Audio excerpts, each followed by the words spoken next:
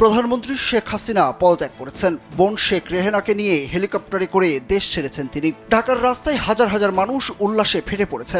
এদিকে এরই মধ্যে চলমান কোটা সংস্কার আন্দোলনের সমন্বয়করা বার্তাও দিয়েছেন। বৈষম্য বিরোধী ছাত্র আন্দোলনের দুই সমন্বয়ক নাহিদ ইসলাম ও আসিফ মাহমুদ এক ফেসবুক বার্তায় জানান, অভ্যুত্থানকারী ছাত্র নাগরিকের প্রস্তাবিত অন্তর্বর্তীকালীন জাতীয় সরকারের কাছে ক্ষমতা হস্তান্তর করতে হবে। এর বাইরে কোনো সরকার মেনে নেওয়া হবে না। ফ্যাসিস্ট খুনিদের বিচার বাংলার মাটিতে করা হবে, পালানোর সুযোগ দেওয়া হবে না।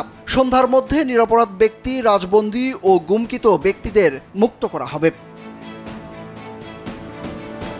শুধু শেখ হাসিনা সরকারের পদত্যাগ নয়,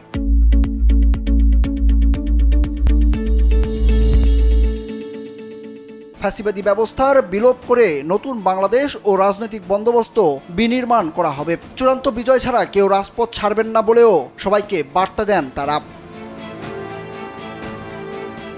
এর আগে প্রধানমন্ত্রীর পদ ছেড়ে শেখ হাসিনার দেশ ছাড়ার পরপর দেশের সামগ্রিক পরিস্থিতি নিয়ে জাতির উদ্দেশ্যে ভাষণ দেন সেনাপ্রধান জেনারেল ওয়াকারুজ্জামান। সোমবার বেলা 4টার দিকে ভাষণে তিনি অন্তর্বর্তী সরকার গঠনের ঘোষণা দিয়েছেন। সেই সাথে সব হত্যাকাণ্ড ও অন্যায়ের বিচার করা হবে বলেও জানান তিনি।